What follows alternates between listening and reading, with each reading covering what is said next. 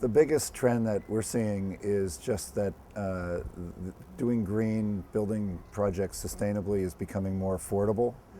It's gotten past the time when making these choices of alternate systems or materials is going to add a lot of cost to projects, and we see that continuing and becoming more just standard of the industry and not having to make any big budgetary discussions out of making decisions about sustainable design.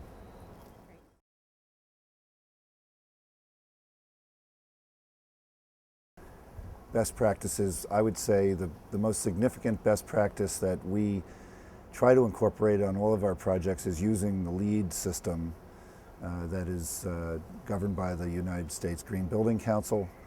While it is not the only approach out there, and certainly using it is not the only way to do a sustainable building, we find that our clients and our design teams, when they do use it, are much more disciplined about the decision-making process, and it holds everybody accountable for those decisions all the way along, and it becomes more difficult to give up on a certain idea or say, well, that's not so important, let's not do that. Everything means something in that rating system, so it keeps everything on the table for discussion.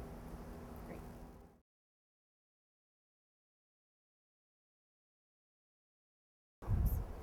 Well, a lot of people might think that technical innovation and finding materials and systems that will solve problems are the most challenging for architects and engineers doing sustainable design.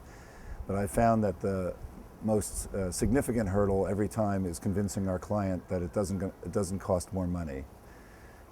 Convincing the client that they can stay within their budget, make decisions that are practical, that are affordable, that are attractive from an aesthetic point of view, and at the same time are sustainable, is sometimes a more difficult hurdle to jump than we'd like to think. But it's becoming easier all the time as more products become available and we're able to specify materials and systems that are both practical but also solve the sustainable problem at the same time.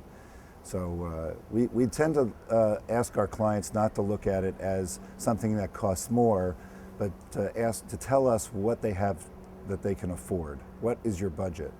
And if they tell us what their budget is, we can usually design a project that's very sustainable within that budget, as opposed to starting with something that they think is not sustainable and then adding sustainable measures on top of it, because it's really the backwards way of designing it that way. If we start with a full budget, we do whatever we can within that number, we can usually achieve the objectives.